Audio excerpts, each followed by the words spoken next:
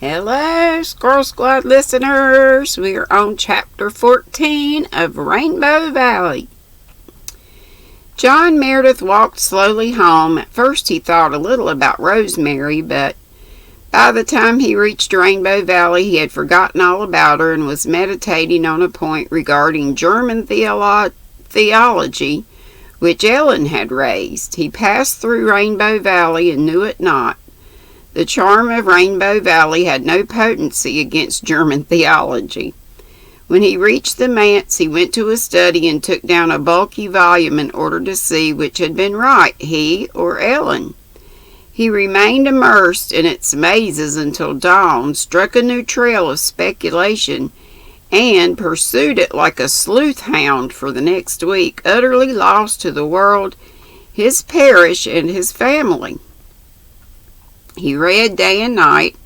He forgot to go to his meals when Una was not there to drag him to them. He never thought about Rosemary or Ellen again. Old Mrs. Marshall over harbor was very ill and sent for him, but the message lay unheeded on his desk and gathered dust. Mrs. Marshall recovered but never forgave him. A young couple came to the manse to be married, and Mr. Meredith, with unbrushed hair and carpet slippers and faded dressing gown, married them. To be sure, he began by reading the funeral service to them, and got along as far as ashes to ashes and dust to dust. Oh my gosh. Before he vaguely suspected that something was wrong. "Dear me," he said absently, "that's strange, very strange." The bride, who was very nervous, began to cry. The bridegroom, who was not in the least nervous, giggled. "Please, sir, I think you're burying us instead of marrying us," he said. "Excuse me," said Mr. Meredith, as it did not matter much. He turned up the marriage service and got through it, but the bride never felt quite properly married for the rest of her life. Gosh. He forgot his prayer meeting again, but that didn't matter, for it was a wet night and nobody came. He might even have forgotten his Sunday service if it had not been for Mrs. Alec Davis. Aunt Martha came in on Saturday afternoon and told him that Mrs. Davis was in the parlor and wanted to see him. Mr. Meredith sighed. Mrs. Davis was the only woman in Glen St. Mary Church whom he positively detested. Unfortunately, she was also the richest, and his board of managers had warned Mr. Meredith against offending her. Mr. Meredith seldom thought of such a worldly matter as his stipend, but the managers were more practical. Also, they were astute. Without mentioning money, they contrived to instill into Mr. Meredith's mind a conviction that he should not offend Mrs. Davis. Otherwise, he would likely have forgotten all about her as soon as Aunt Martha had gone out. As it was, he turned down his Ewald with a feeling of annoyance and went across the hall to the parlor. Mrs. Davis was sitting on the sofa, looking about her with an air of scornful disapproval. What a scandalous room! There were no curtains on that window. Mrs. Davis did not know that Faith and Una had taken them down the day before to use as court trains in one of their plays, and had forgotten to put them up again, but she could not have accused those windows more fiercely if she had known. The blinds were cracked and torn, the pictures on the walls were crooked, the rugs were awry, the vases were full of faded flowers, the dust lay in heaps, literally in heaps. "What are we coming to?" Mrs. Davis asked herself, and then primed up her unbeautiful mouth. Jerry and Carl had been whooping and sliding down the banisters as she came through the hall. They did not see her and continued whooping and sliding. Mrs. Davis was convinced they did it on purpose. Faith's pet rooster ambled through the hall, stood in the parlor doorway, and looked at her. Not liking her looks, he did not venture in. Mrs. Davis gave a scornful sniff. A pretty manse indeed, where roosters paraded the halls and stared people out of countenance. "Shoo there," commanded Mrs. Davis, poking her flounced, changeable silk parasol at him. Adam shooed. He was a wise rooster. Mrs. Davis had wrung the necks of so many roosters with her own fair hands in the course of her 50 years that an air of the executioner seemed to hang around her. Adam scuttled through the hall as the minister came in. Mr. Meredith still wore slippers and dressing gown, and his dark hair still fell in uncared-for locks over his high brow. But he looked the gentleman he was, and Mrs. Alec Davis in her silk dress and beplumed bonnet, kid gloves, and gold chain looked the vulgar, coarse-souled woman she was. Each felt the antagonism of the other's personality. Mr. Meredith shrank, but Mrs. Davis girded up her loins for the fray. She had come to the manse to propose a certain thing to the minister, and she meant to lose no time in proposing it. She was going to do him a favor, a great favor, and the sooner he was made aware of it, the better. She'd been thinking about it all summer and come to a decision at last. This was all that mattered, Mrs. Davis thought. When she decided a thing, it was decided. Nobody else had any say in the matter. That had always been her attitude. When she had made up her mind to marry Alec Davis, she had married him, and that was the end to it. Alec had never known how it happened, but what odds? So, in this case, Mrs. Davis had arranged everything to her own satisfaction. Now it only remained to inform Mr. Meredith. "Will you please shut that door?" said Mrs. Davis, unprimming her mouth slightly to say it, but speaking with asperity. "I have something important to say, and I can't say it with all that racket in the hall." Mr. Meredith shut the door meekly. Then he sat down before Mrs. Davis. He was not wholly aware of her yet. His mind was still wrestling with Ewald's arguments. Mrs. Davis sensed this detachment, and it annoyed her. "I've come to tell you, Mr. Meredith," she said aggressively, "that I have decided to adopt Una." "To adopt Una?" Mr. Meredith gazed at her blankly, not understanding in the least. "Yes, I've been thinking it over for some time. I have often thought of adopting a child since my husband's death, but it seems so hard to get a suitable one. It is very few children I would want to take into my home. I wouldn't think of taking a home child, some outcast of the slums in all probability, and there is hardly ever any other child to be got. One of the fishermen down at the harbor arranged everything to her own satisfaction. Now it only remained to inform Mr. Meredith." Wait a minute, I already said that. One of the fishermen, okay, I messed up. "One of the fishermen down at the harbor died last fall and left 6 youngsters. They tried to get me to take one, but I soon gave them to understand I had no idea of adopting trash like that. Their grandfather stole a horse. Besides, they were all boys and I wanted a girl. A quiet, obedient girl that I could train up to be a lady. Una will suit me exactly. She would be a nice little thing if she was properly looked after. So different from Faith. I would never dream of adopting Faith, but I'll take Una and give her a good home and upbringing, Mr. Meredith. If she behaves herself, I'll leave her all my money when I die. Not one of my own relatives shall have a cent of it. In any case, I'm determined on that. It was the idea of aggravating them that set me to thinking of adopting a child as much as anything in the first place. Una shall be well dressed and educated and trained, Mr. Meredith, and I shall give her music and painting lessons and treat her as if she were my own." Mr. Meredith was wide enough awake by this time. There was a faint flush in his pale cheek and a dangerous light in his fine dark eyes. Was this woman, whose vulgarity and consciousness of money oozed out of her at every pore, actually asking him to give her Una, his dear little wistful Una, with Cecilia's own dark blue eyes? the child whom the dying mother had clasped to her heart after the other children had been led weeping from the room? Cecilia had clung to her baby until the gates of death had shut between them. She had looked over the little dark head to her husband. "Take good care of her, John," she had entreated. "She is so small and sensitive. The others can fight their way, but the world will hurt her.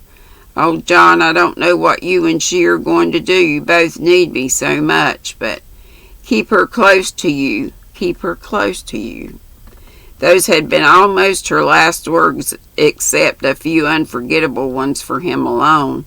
And it was this child whom Mrs. Davis had coolly announced her intention of taking from him. He sat up straight and looked at Miss Davis. In spite of the worn dressing gown and the frayed slippers, there was something about him that made Mrs. Davis feel a little of the old reverence for the cloth in which she'd been brought up. After all, there was a certain divinity hedging a minister, even a poor, unworldly, abstracted one. "I thank you for your kind intentions, Mrs. Davis," said Mr. Meredith with a gentle, final, quite awful courtesy, "but I cannot give you my child." Mrs. Davis looked blank. She had never dreamed of his refusing. "Why, Mr. Meredith," she said in her astonishment, "you must be you can't mean it. You must think it over. Think of all the advantages I can give her." "There's no need to think it over, Mrs. Davis. It's entirely out of the question. All the worldly advantages it is in your power to bestow on her could not compensate for the loss of a father's love and care. I thank you again, but it is not to be thought of." Disappointment angered Mrs. Davis beyond the power of her old habit to control. Her broad red face turned purple and her voice trembled. "I thought you'd be only too glad to let me have her," she sneered. "Why did you think that?" asked Mr. Meredith quietly. "Because nobody ever supposed you cared anything about any of your children," retorted Mrs. Davis contemptuously. "You neglect them scandalously. It's the talk of the place. They aren't fed and dressed properly, and they're not trained at all. They have no more manners than a pack of wild Indians. You never think of doing your duty as a father. You let a stray child come here among them for a fortnight, and never took any notice of her. A child that swore like a trooper, I'm told. You wouldn't have cared if they'd caught smallpox from her. And Faith made an exhibition of herself getting up and preaching and making that speech. And she rid a pig down the street under your very eyes, I understand.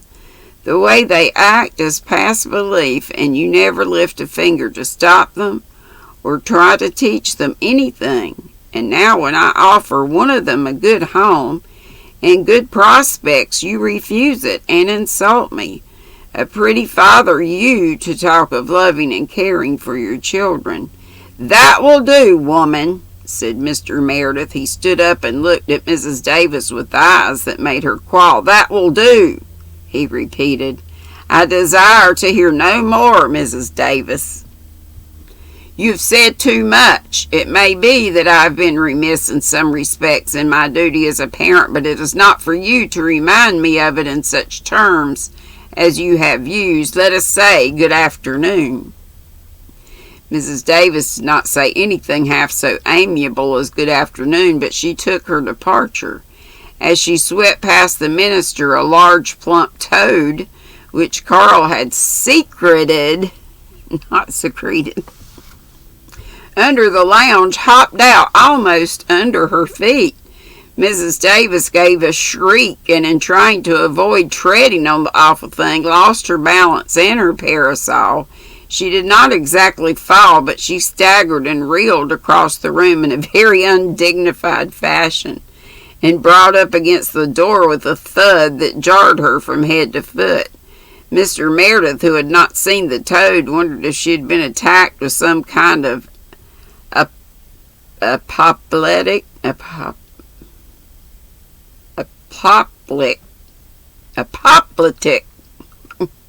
or paralytic seizure and ran an alarm to her assistance.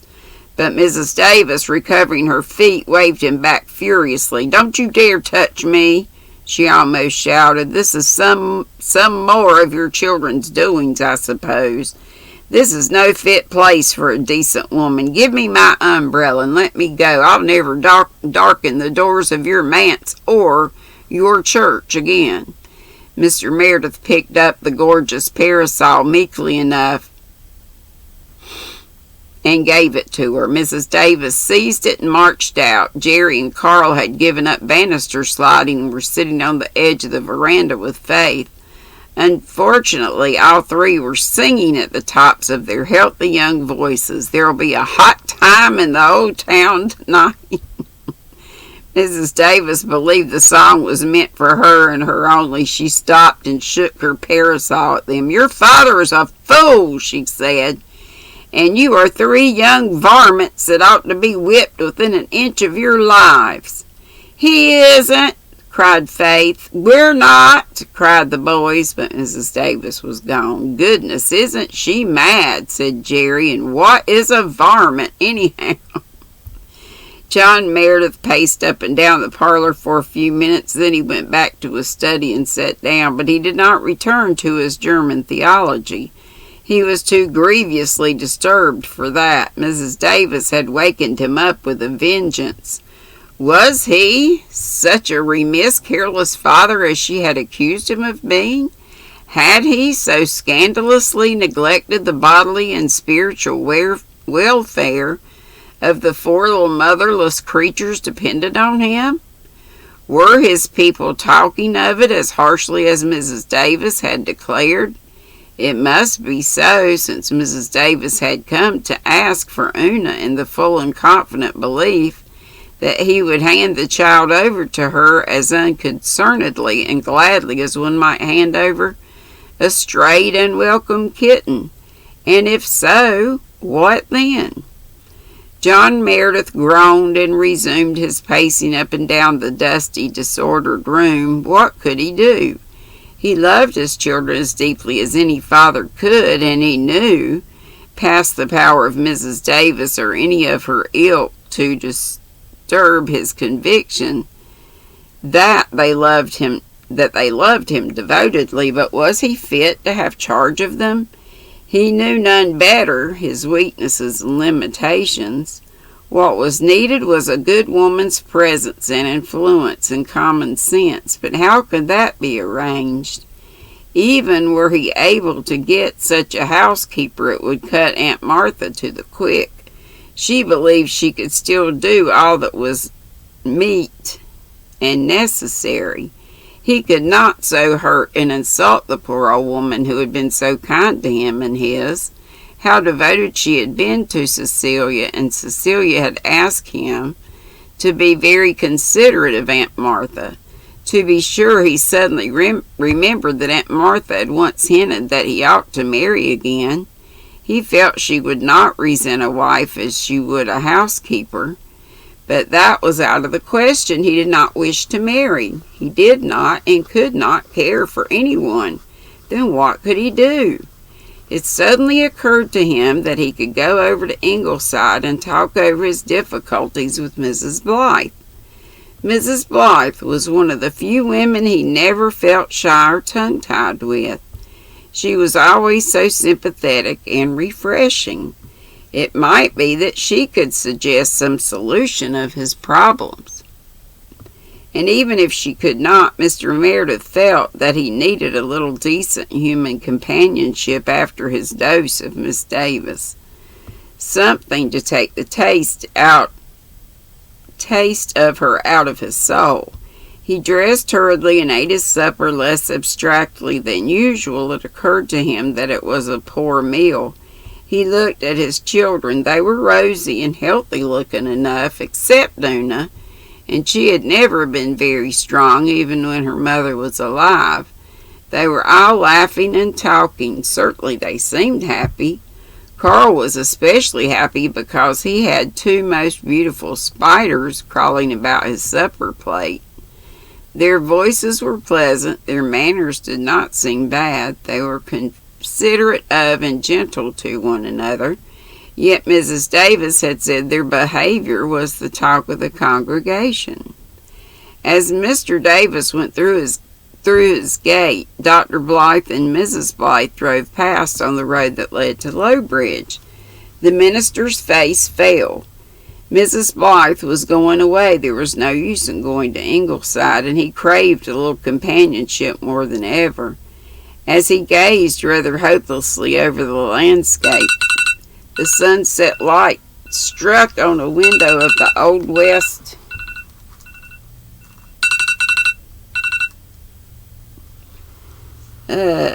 sorry about that alarm.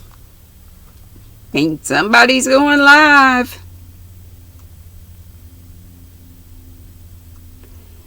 West Homestead on the hill. It flared out rosily like a beacon of good hope. He suddenly remembered Rosemary and Ellen West. He thought he would relish some of Ellen's pungent conversation. He thought it would be pleasant to see Rosemary's slow, sweet smile and calm, heavenly blue eyes again. What did the old poem of Sir Philip Sidney say? Continual comfort in a face. That just suited her, and he needed comfort. Why not go and call? He remembered that Ellen had asked him to drop in sometimes, and there was Rosemary's book to take back. He ought to take it back before he forgot. He had an uneasy suspicion that there were a great many books in his library which he had borrowed at sundry times and in divers places and had forgotten to take back. It was surely his duty to guard against that. In this case, he went back into his study, got the book, and plunged downward into Rainbow Valley. And we'll stop there because that was a pretty healthy chapter. Chapter 15 is called More Gossip. So we'll read that tomorrow. And I'll be live at 5, not today, but tomorrow. See y'all. Be sweet. Don't be ugly. Bye-bye.